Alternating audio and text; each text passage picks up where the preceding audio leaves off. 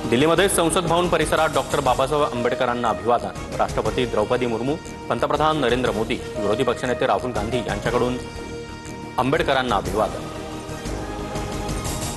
शेतकऱ्यांसाठी पुढील 2 दिवस चिंतेचे. राज्याच्या अनेक भागामध्ये अवकाळी पावसाची शक्यता. पश्चिमेपासून ते विदर्भापर्यंत कमी दाबाचा पट्टा सक्रिय. एसटी बसच्या तिकिटावर साफसफाई कराचा भार लादण्याचा प्रस्तावाला औपचारिक मंजुरी मिळताच लालपरीचा प्रवास अजून महागण्याची शक्यता. पाणी टंचाईमुळे खासगी टँकर्स, विहिरी, बोरवेल महापालिका ताब्यात घेणार. टँकर चालकांच्या संपानंतर पाणी टंचाई असल्यानं पालिकेचा निर्णय. वॉटर टँकर असोसिएशनचे पदाधिकारी आयुक्तांच्या भेटीला. कर्नाटकात ओबीसी आरक्षण 51% पर्यंत वाढण्याची तयारी.